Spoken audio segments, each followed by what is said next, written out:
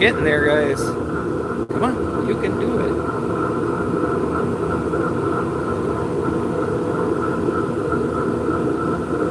Welcome back.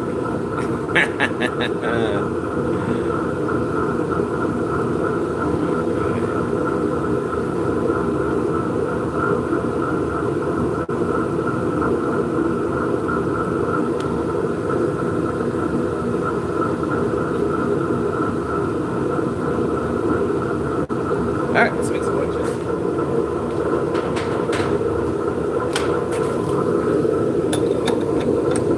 This is way more vertical. This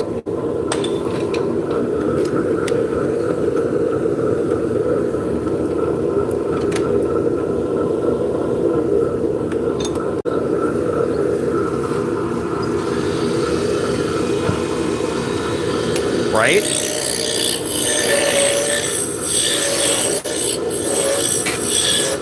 Nobody's paying you to stand around.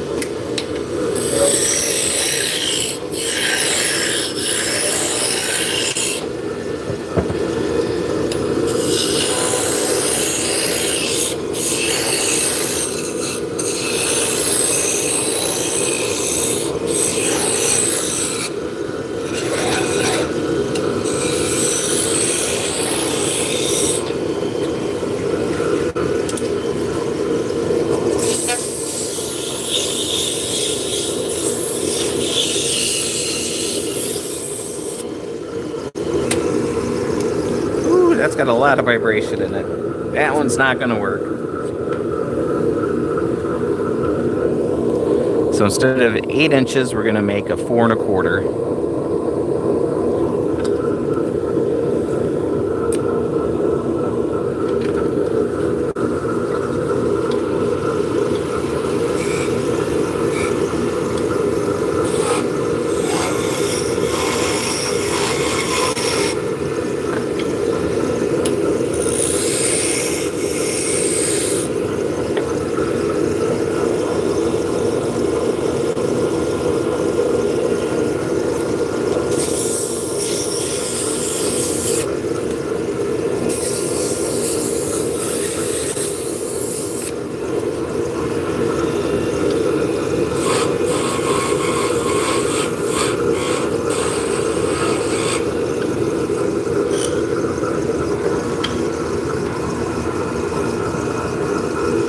I'm going to use my 40 grit chisel here. Yeah, there's a bit of leeway. They're handmade.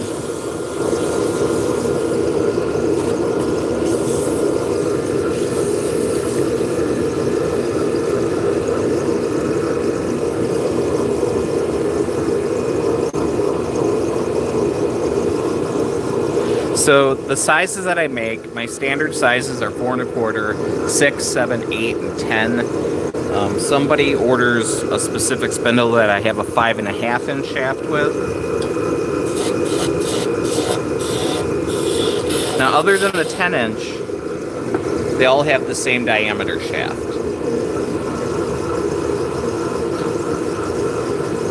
So if something's not straight, I can make a smaller one.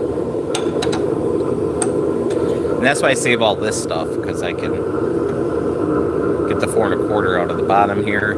I'm also going to be working on making some earrings and some Christmas tree ornaments this fall, so I'm saving these, and I'll make some very tiny ones.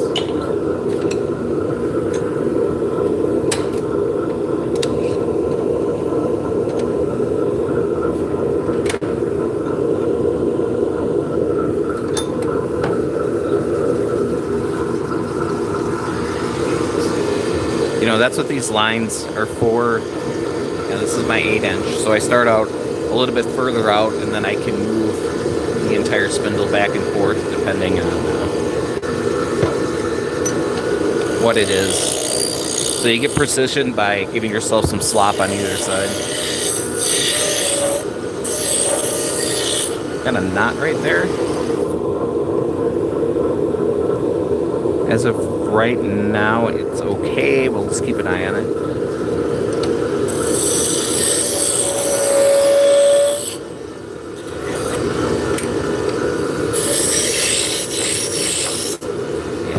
right in a bad spot. It might actually be taken off, so we'll keep going. Oh yeah, use as much as you can.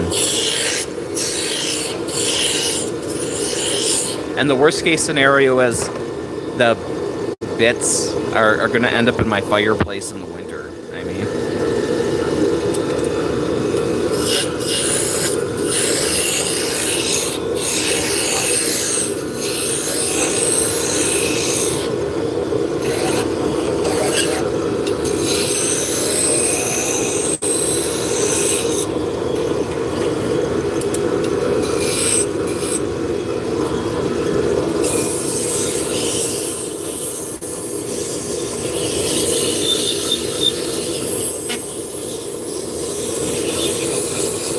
and normally we use the little bits as kindling, or when the fire dies down, just to bring it back up.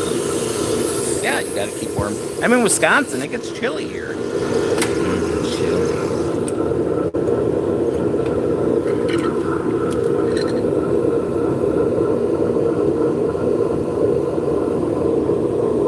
If I just burn the scrap, we can go through a barrel in, I don't even know how many gallons. Just your normal big trash can.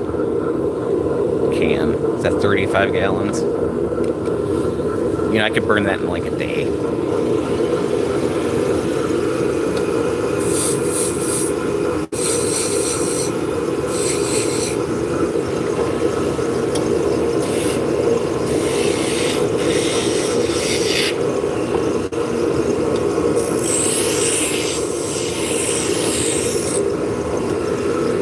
And by doing that, it gives us an additional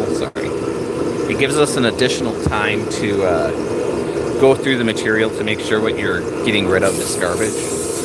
Every once in a while, you'll find some wood that you're like, oh, how did that get thrown away?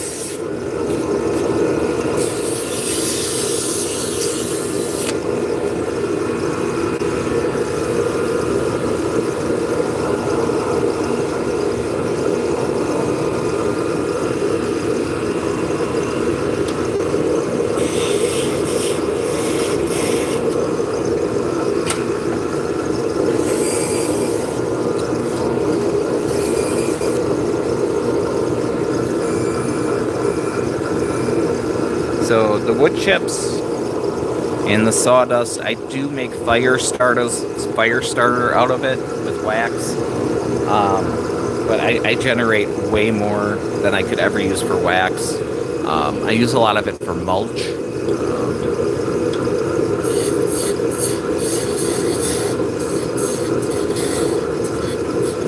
Eventually, I'd like to start making some bigger blocks that I can burn. Oh.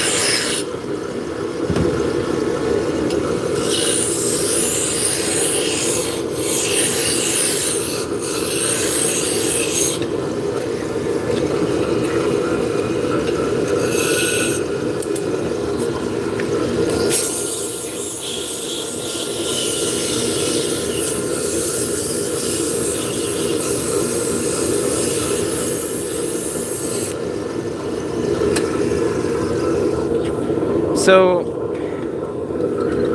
I've always been a woodworker, as long as I can remember. My dad brought home a scroll saw when I was like 12. Spent a lot of time on it. So, after I purchased my first house, I built up a little wood shop, and I started making just small, tiny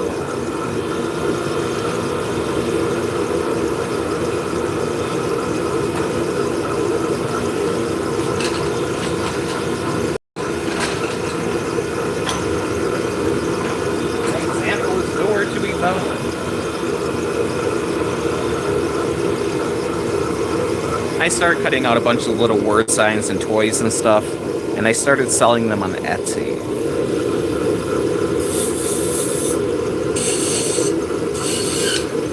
And then one of my friends on Etsy's like, hey, can you make me a spindle?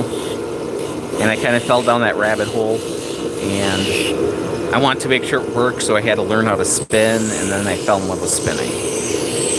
So I only intended to make one. And yeah, I've been making them full time for the last 13 years. My aunt and uncle were missionaries in Peru. And Peru is a very spindle, hand spinning culture. So I was very familiar with seeing spindles. I understood the concept. I grew up on a kind of a hobby farm. I had a sheep. We primarily had goats, but we had some bummer sheep over the years as well. I just kind of fell into it. But when I learned how to spin, it just like, it was amazing. I'm very neurodivergent, and it just settled everything down.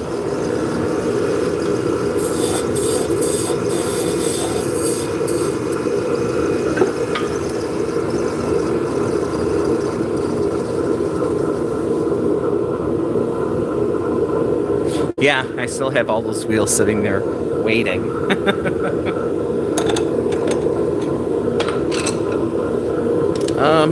Hopefully I'll get to one or two of them in the next few months, but now we got 2 shows in May as well. And then we got a break till, I think, September, so maybe in the summer I'll get some time to work on them.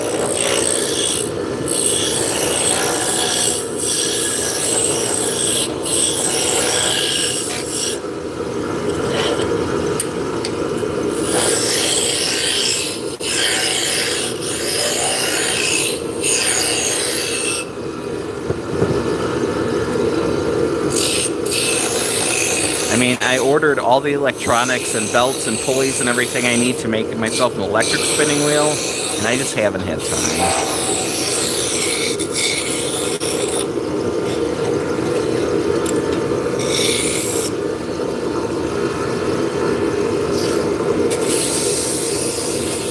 Oh yeah, yeah. Yeah, weaving's still a big thing.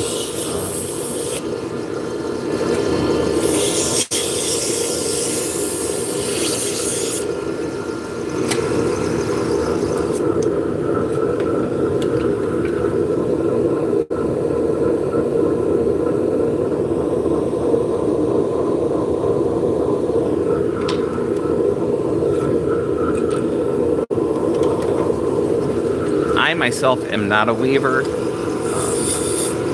I mean, I made myself an ankle loom. I've got a little rigid heddle. But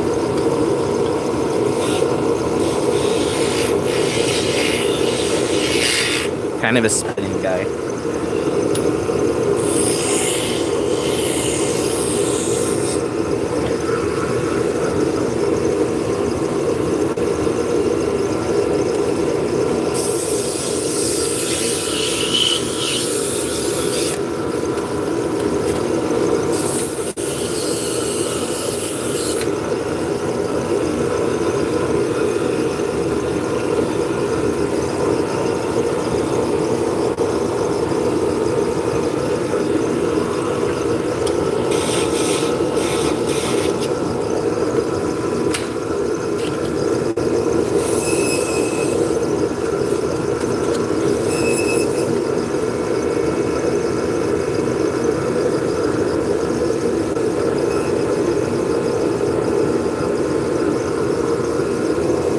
Well, you just have to go to the right show. I'm just going to grab something to drink. I'll be right back.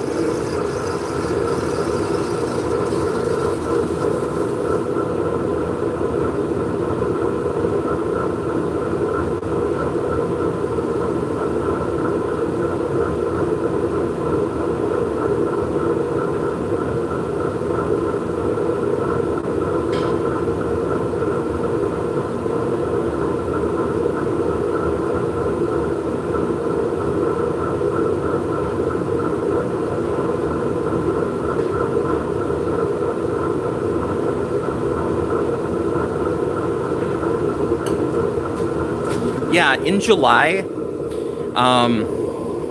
in Bendigo, there's a huge show, huge festival. I think it's Australia's largest fiber festival. I bet you could find some weaving there.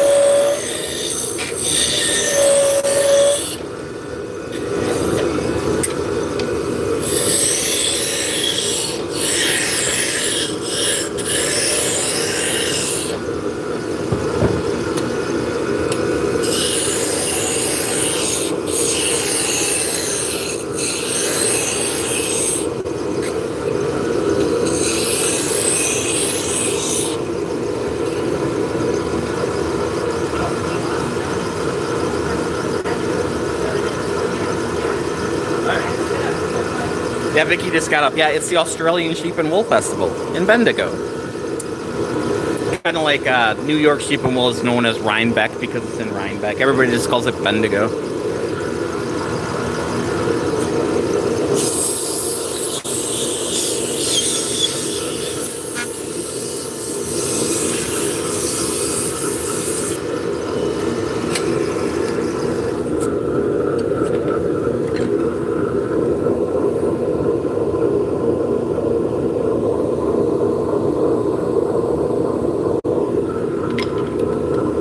On the West Coast in Perth. I gotcha. You're more opally.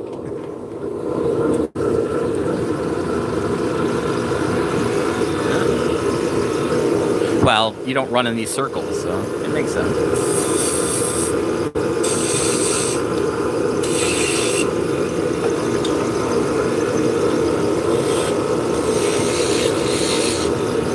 That's okay. I'm in Wisconsin, and we have Wisconsin Sheep and Wool, which is a huge show, and I never heard of it until I got into this. I mean, they talked about it on The Big Bang Theory, where Sheldon was going to send his girlfriend.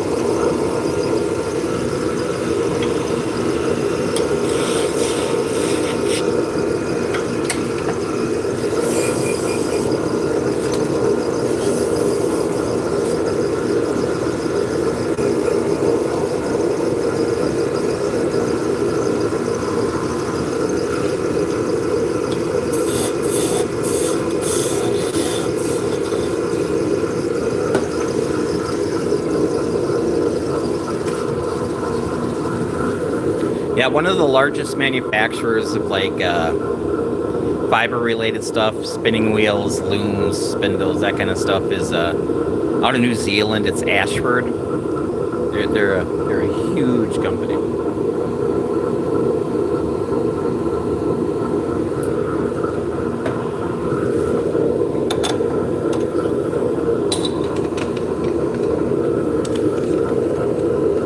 And New Zealand also is the home of Magicraft, which is another tool manufacturer.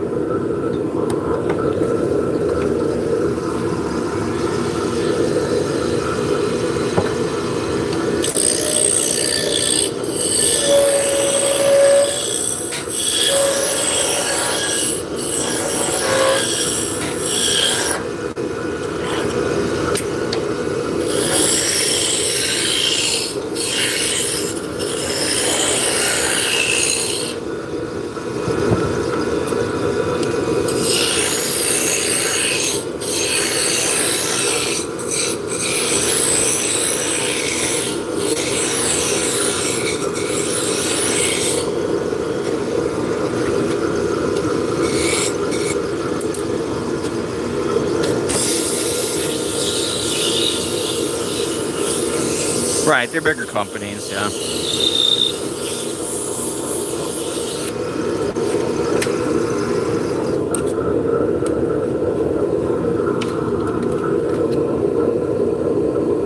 Well, Australia is home of Lair of the Bearded Dragon. He's a spindle maker like me.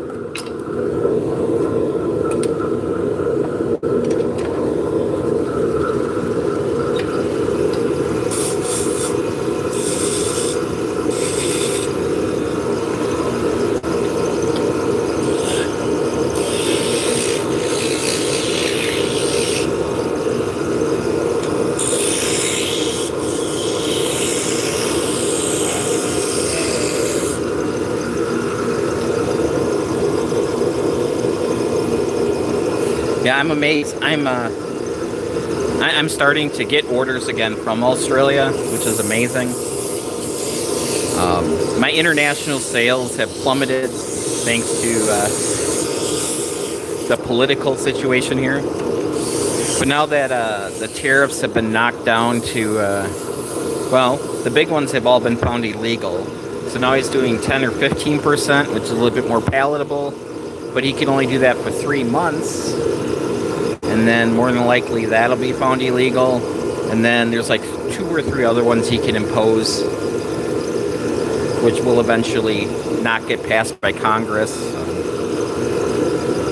But it's nice. I used to sell quite a bit to Australia. Even I lost all my Canadian sales. You know, my neighbors up north. But how are you supposed to shop for something if you don't know if it's going to be 10% or 100%? You know, granted, all these tariffs are on the United States, but every other country's like, okay, you can do that to us, we're going to do it right back to you.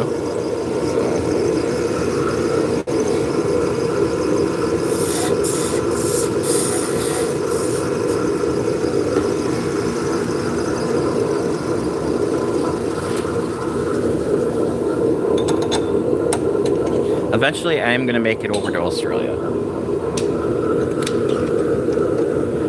It's on the bucket list. I've never seen a huge rock in the middle of nowhere before. Got to do that.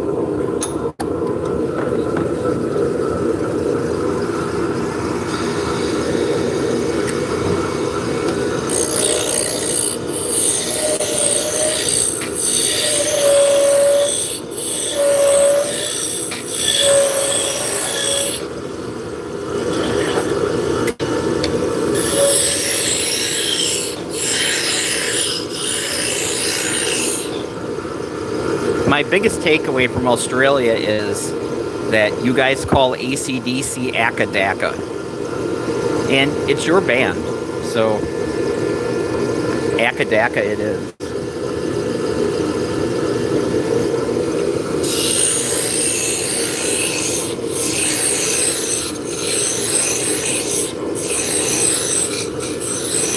Yeah, I'm American. I've seen Niagara Falls, but I've never been to the West Coast. I've never seen the Grand Canyon. I know the feeling. Although I'm doing a show in California this fall.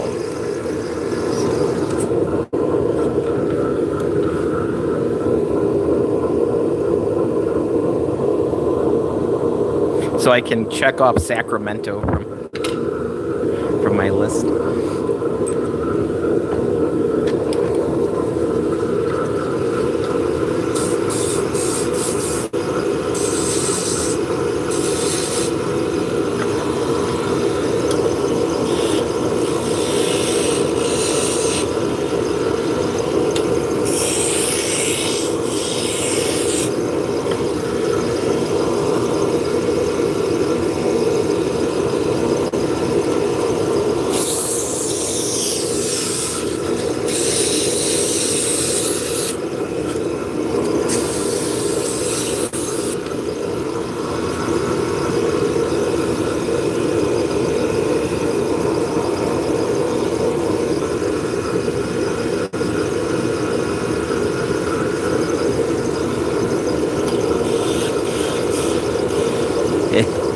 Yeah, that's crazy.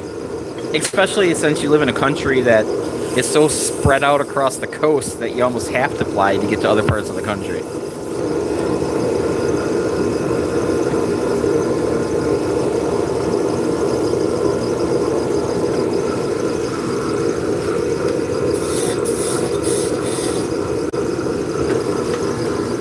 Yeah, this show in California is going to be a test where we're just going to either ship several boxes to an address in California, see what we can get on the airplane. We're just going to fly over there with whatever we can carry. Normally, our booth is 10 feet by 20 feet. But for the California show, we're just going to get, like, a table. So we're going to bring, like, you know, a tenth of what we normally do just to see how it goes.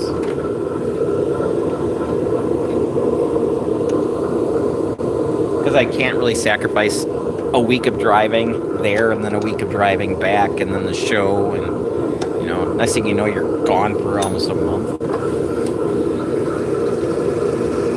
Unless it performs really well, then I'm like, it might be worth it.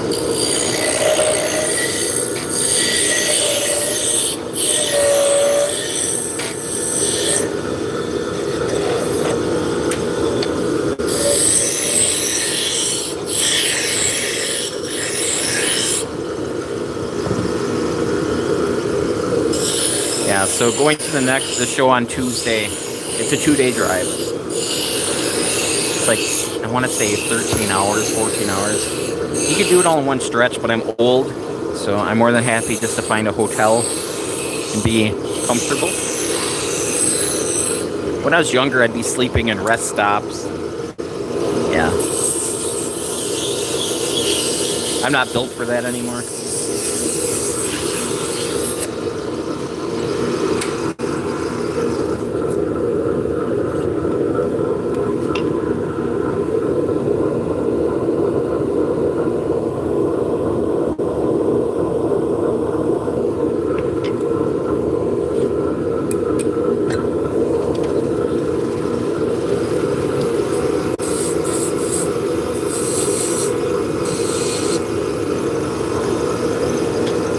So if you guys are just tuning in, we are making drop spindles today. We're making Turkish drop spindles, which I do live stream making these quite a bit. It's just easy to have a static camera. So just basic spindle turning.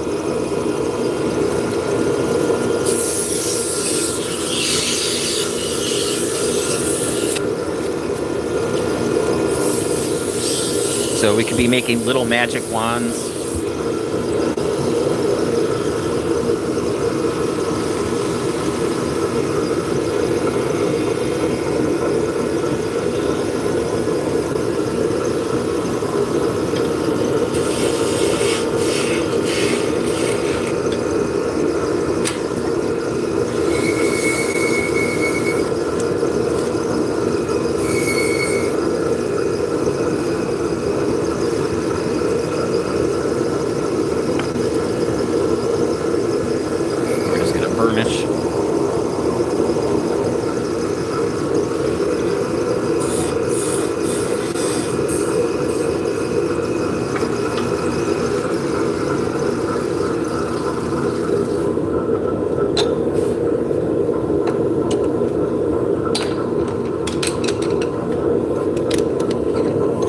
And the wood is hard maple.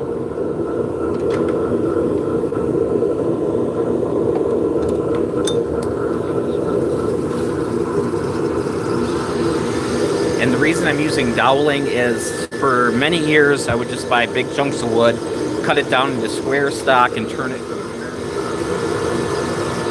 But that all takes time. And it's actually...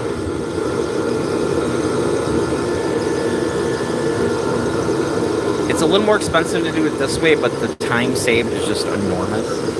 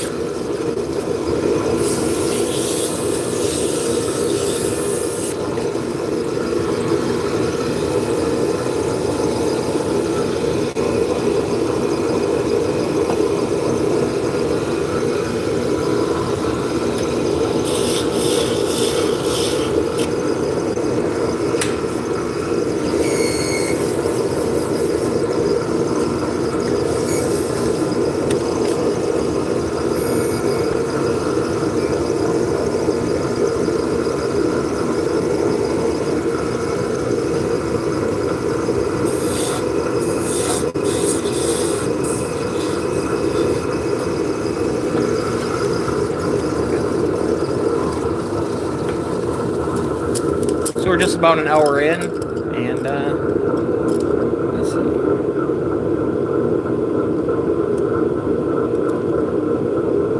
see, 18 down.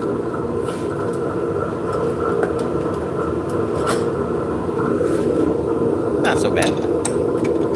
Probably 40 minutes.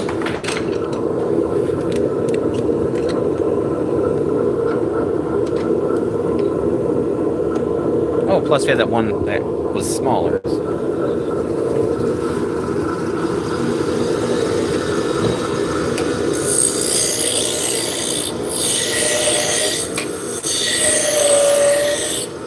I did sharpen everything before I started this morning.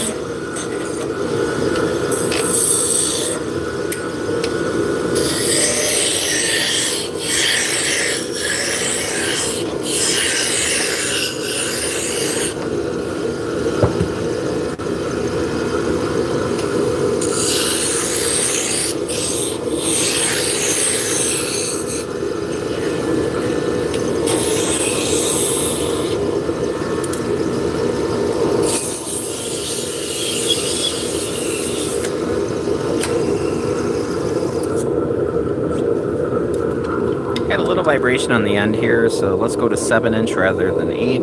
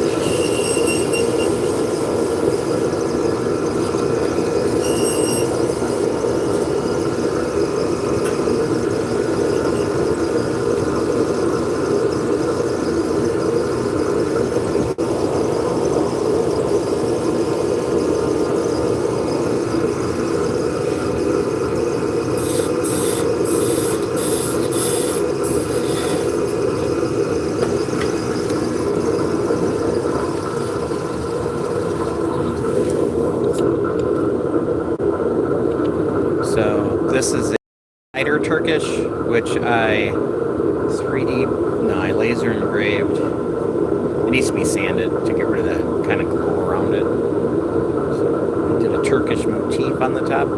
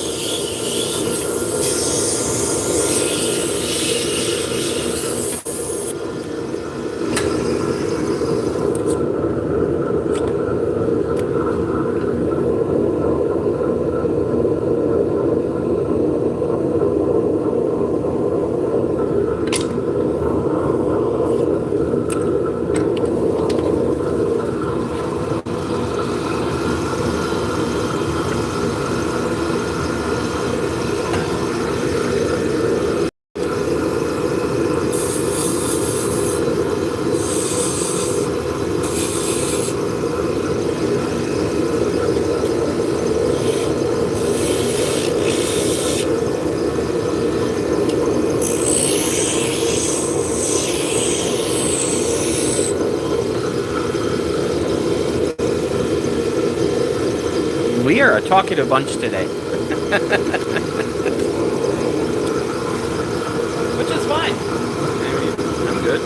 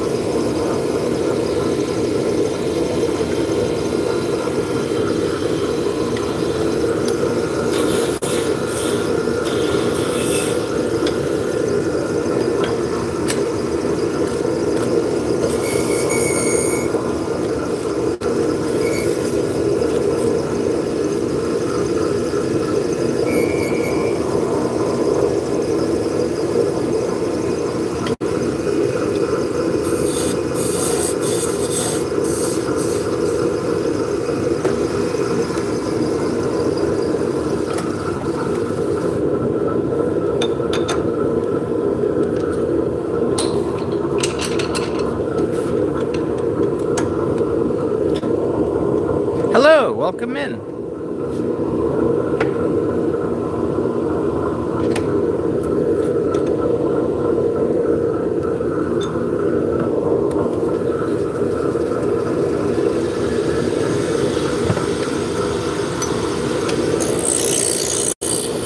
And I'm sorry, I am not up on my Cyrillic.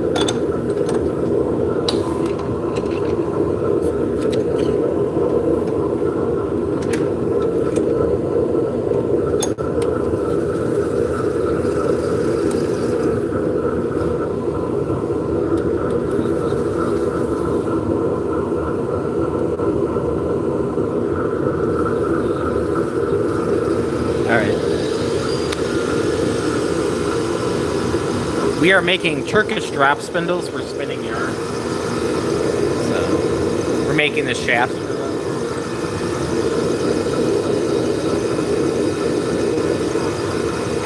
I'd like to apologize. Normally I have a sign up there, but I couldn't find it this morning.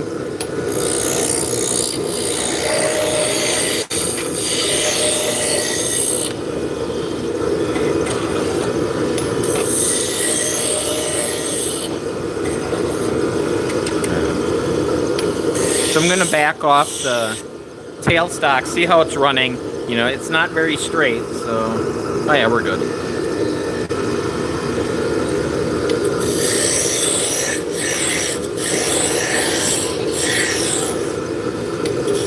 So most of the time you're taking off enough material where you can straighten things out, but not always.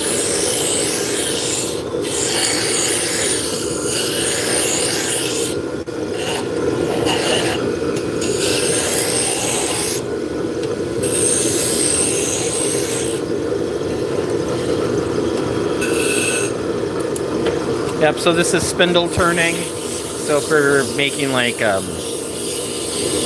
spindles for furniture, or like for banisters, for stairways. Magic wands, pens, all spindle turning. Vibration on the top, we're going to make this one into a 7-inch rather than an 8.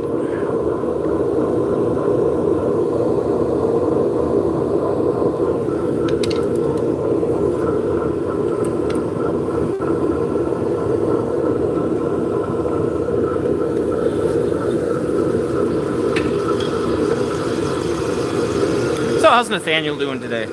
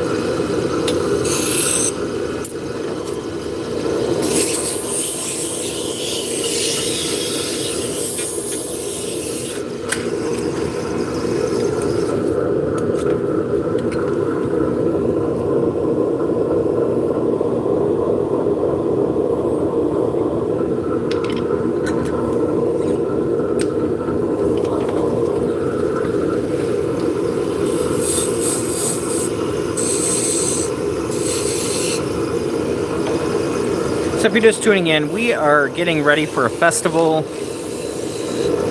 in North Carolina. We're in Wisconsin. So just kind of doing the finishing touches. We're leaving on Tuesday. So this is crunch time right now, except for we're in pretty good shape. So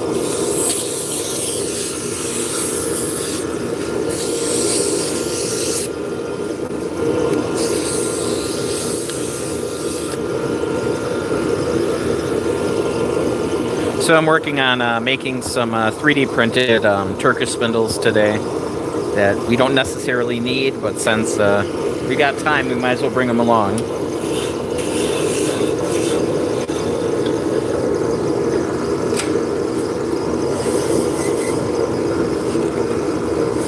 And the 3D printed ones skip wooden shafts because 3D printed shafts are not the most stable thing in the world.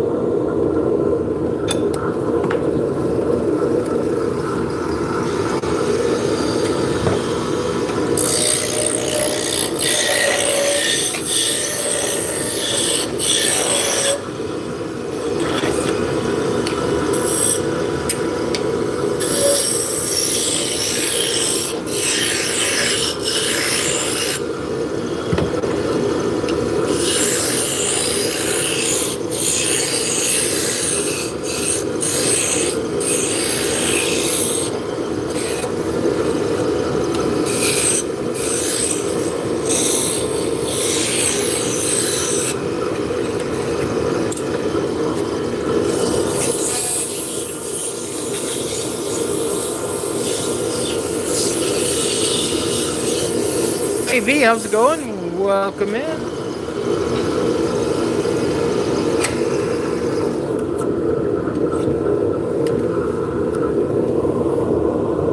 So today we are working on some shafts for Turkish drop spindles that are used to spin yarn.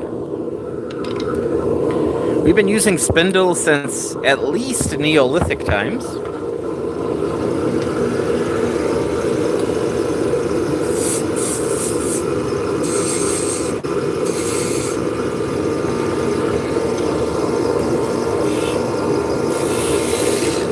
And it's not just spinning yarn, it's spinning fibers for ropes and nets and baskets and what have you.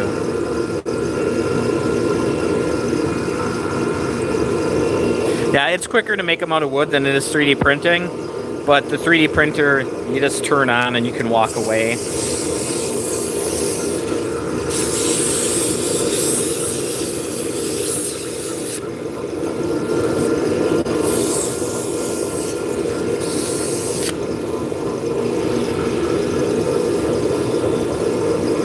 And, I'm printing these with 25% infill, so you need the weight. And I'm printing these on some Bamboo Lab printers, but printed on my older, Creality or King Rune printers. Yeah, it would, take several hours, where, on the Bamboo Lab printers, it's right around an hour.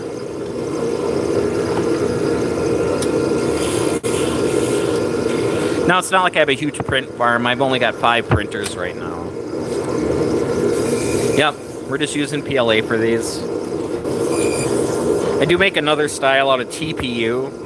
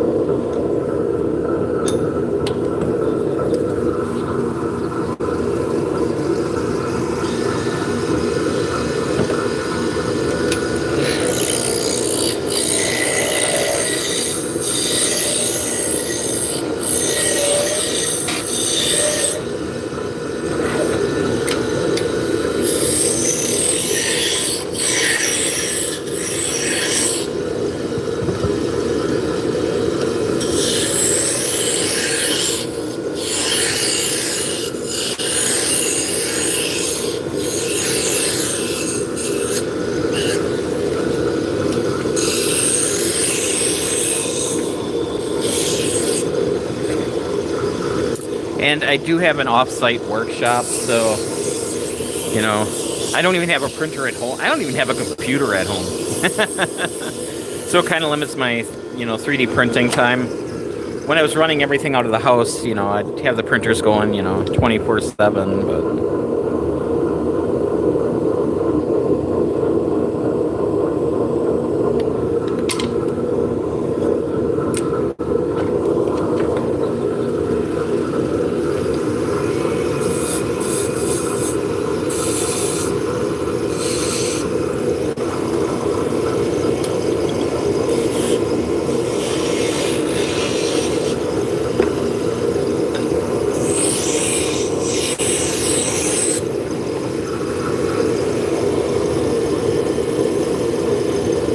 And I do most of my designing in Fusion 360.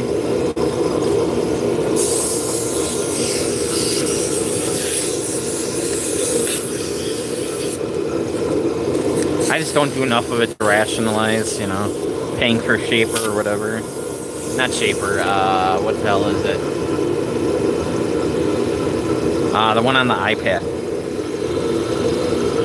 Doesn't matter.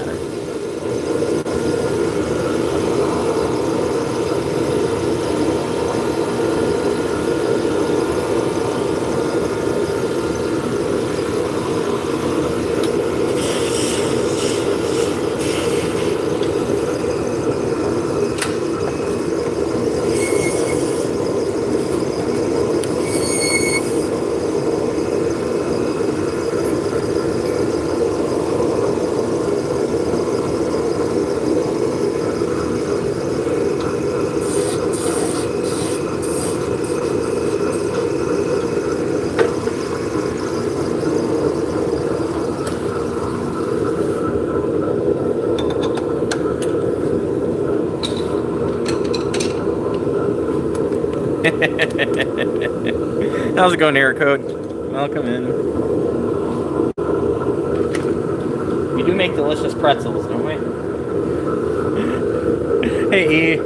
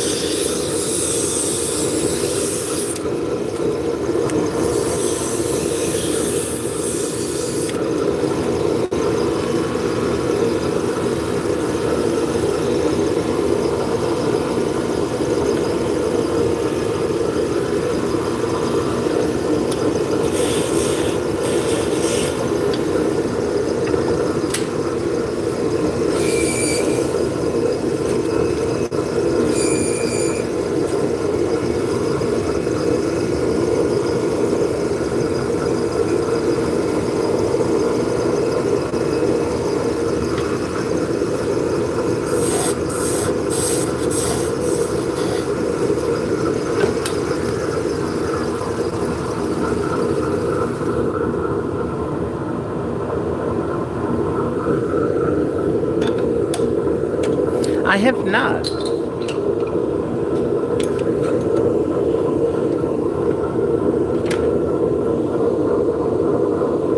is the first time I've heard about bobbins. A lot of people want fishing lures.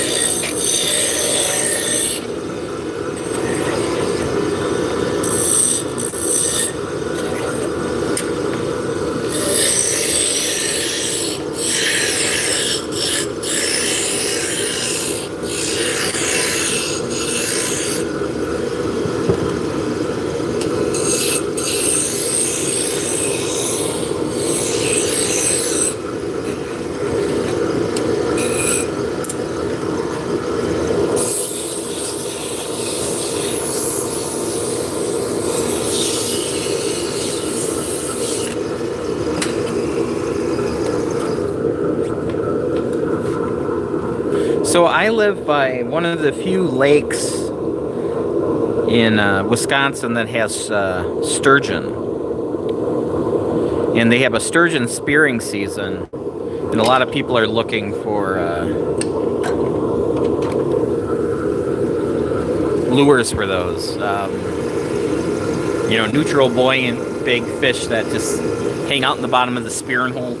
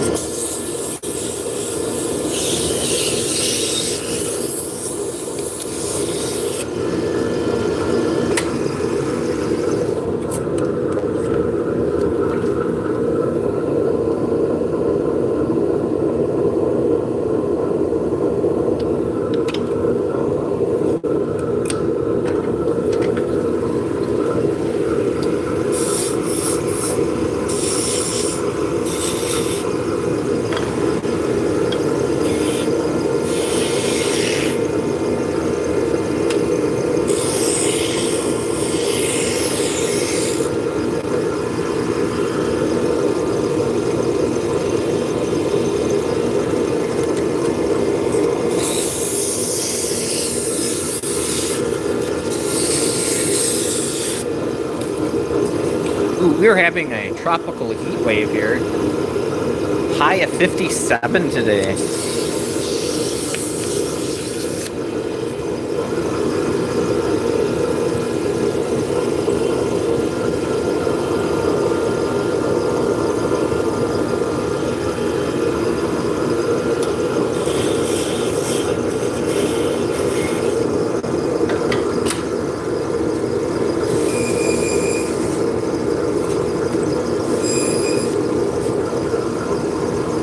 All the snow has melted. Granted, it's probably going to get cold in another week or two, and we'll get more.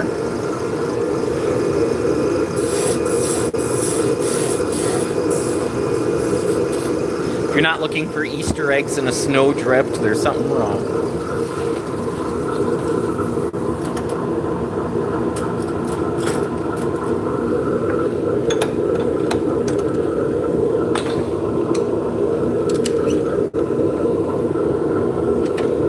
This one is not very straight, guys. It's like the Charles and Nelson Riley of dowels. We'll see.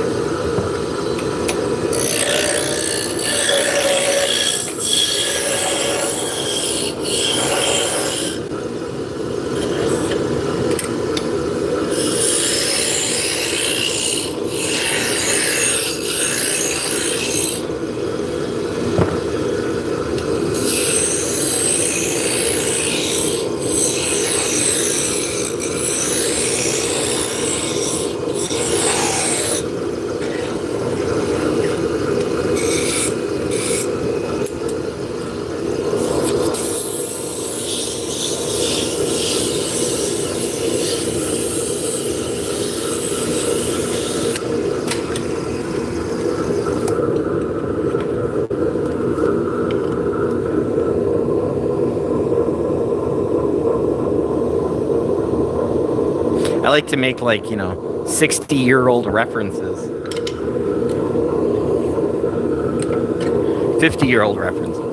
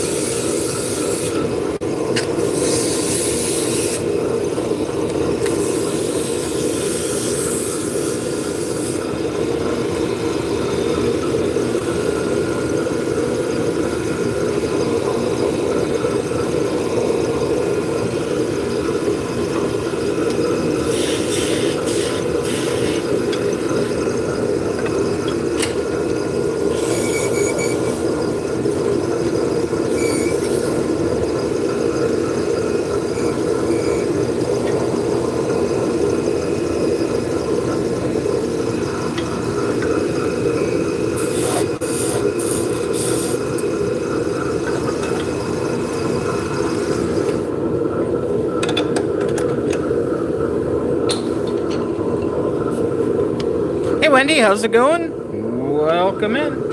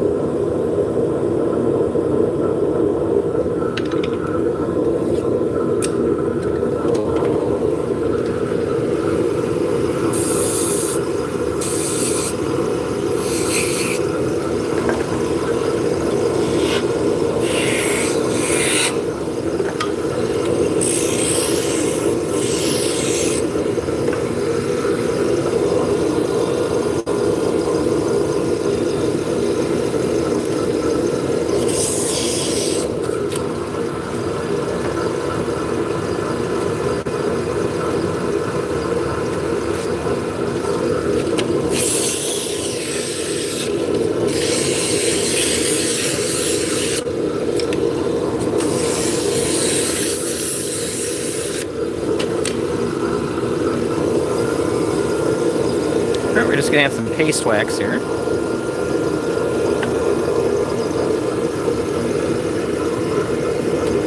Cut off the top.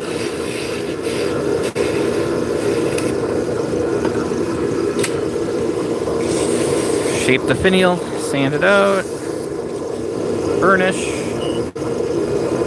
wax.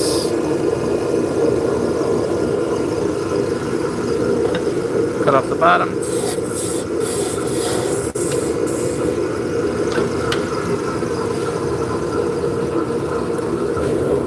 Then I have some arms that are already made.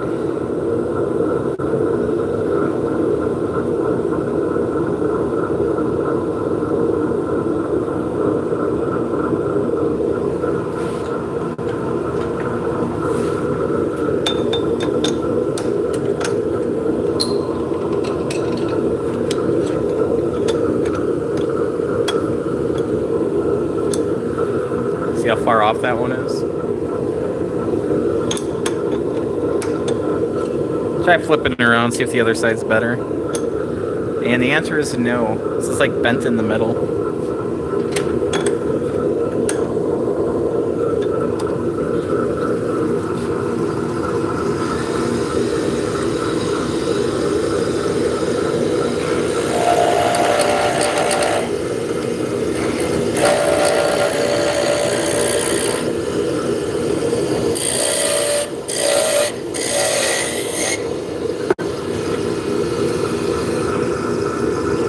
Not bad. Not saying it's good.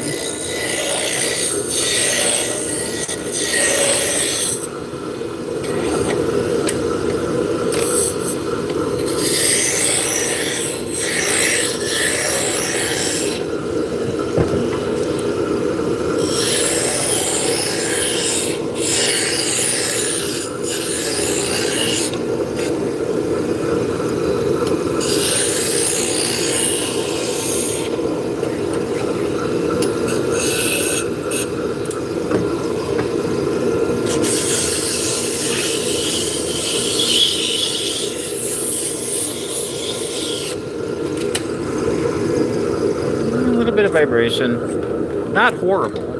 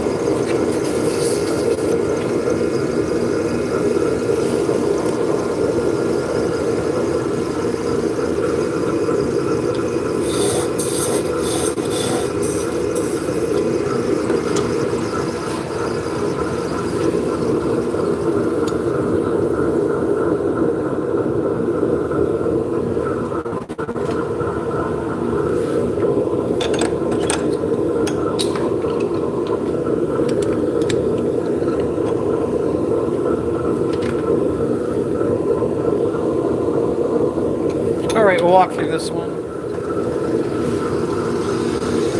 So I'm going to start out with this wrench as a caliper. Well, actually, halfway. I don't spend all day turning. What I'll do is I'll work for a couple hours turning, then I'll go sit down and either work on the scroll saw or laser engrave or do something else sitting down, and then I'll get back up. Yeah, I'm about, 2 shafts away from taking a break. So yeah, if I was to stand here for 8 hours a day, yeah, my back would be killing me. But I'm usually good for a few hours at a crack. So yeah, which I'm at pretty much right now. I'm at about 2 hours of turning right now, and it's just about time to down for a little bit.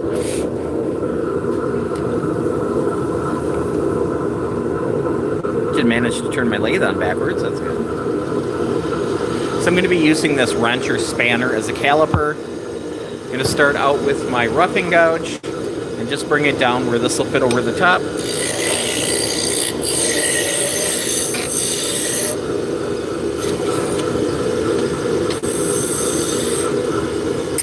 Now I have a line here, that's where my taper is going to end. So I'm just going to set in right there. We're just taking off the majority of the mass here. Now I'm going to switch to a spindle gouge and a different wrench.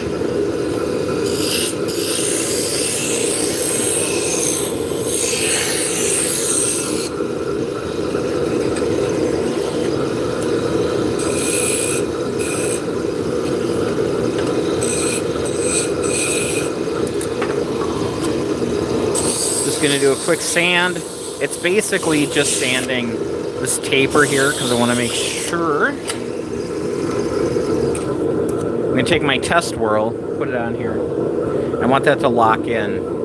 You can see I'm turning the whole lathe. So I have good contact there because that's how these work. They wedge. And then when you're done, you twist them to get them out. So that's my test whirl. Now this is a story stick. It just has all the dimensions on it. So I have a cutout here so I can register against it.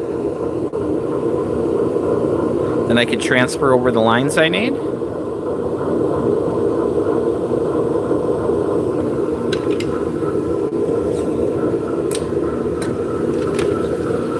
So on the bottom here, I'm going to put in some beads. I'm going to use this beading tool.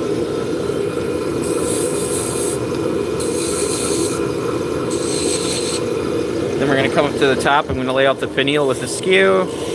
I'm going to define the diameter underneath. And come in with my spindle gouge and just taper everything together. Now we're going to burn in some decorative lines. So I've got this wire here. Turn the speed down and we'll start sanding. I'm starting out with the medium grit.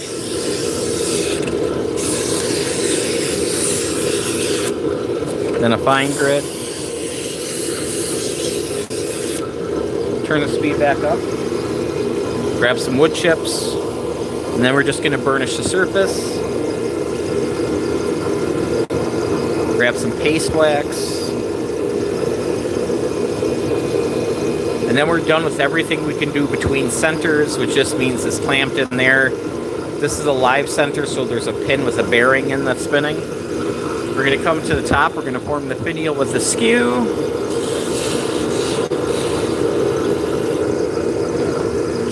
See, it's running nice and true. We'll sand out the finial.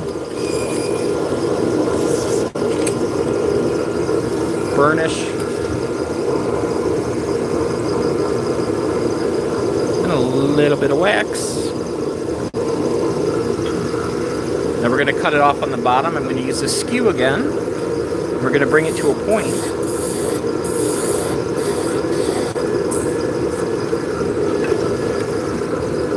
So there we go. Hey, I appreciate it. Thank you so much.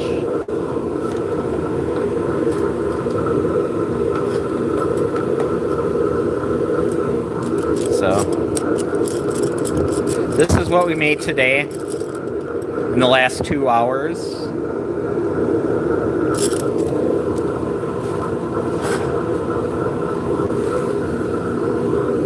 Yeah, Susan just had her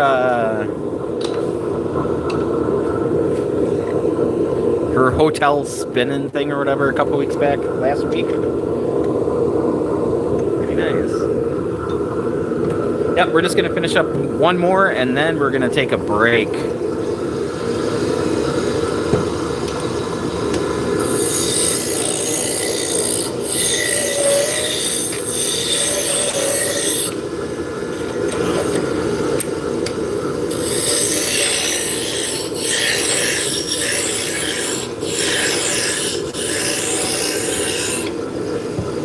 A retreat, there you go. You were there for the first time? How was it?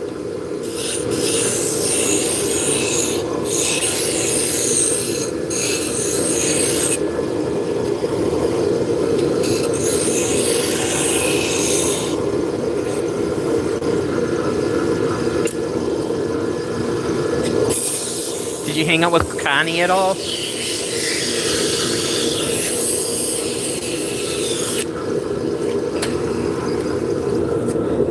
She's a spindle addict. Yeah, I haven't been to a retreat in a few years. It's just a bad timing. We got shows coming up.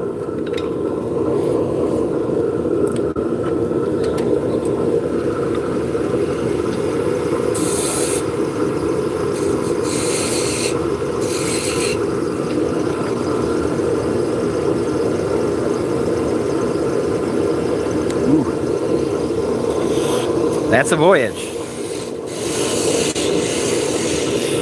I'm like an hour away, and I thought that was too far. No, I'm kidding.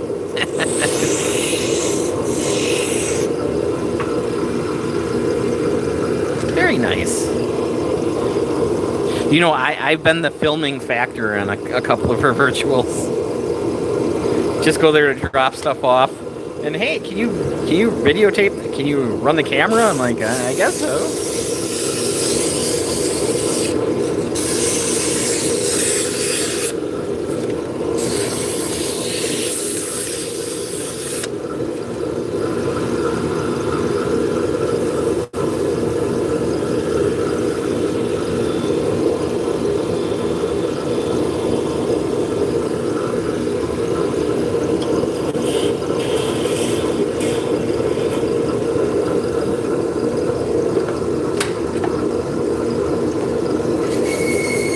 Very, very cool.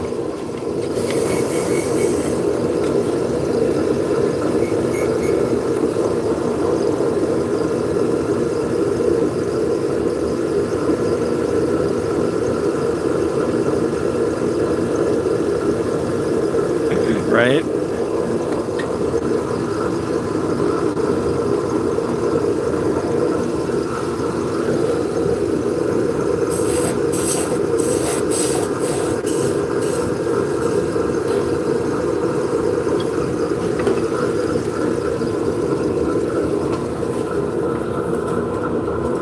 Alrighty. Well, it's time for me to take a break. I'd like to thank you guys for hanging out. Yeah, Susan is a vast knowledge. Definitely. All right, guys. Well, thanks for tuning in, and we'll catch you next time. Oh, it's time for some lunch. Have a good one, guys.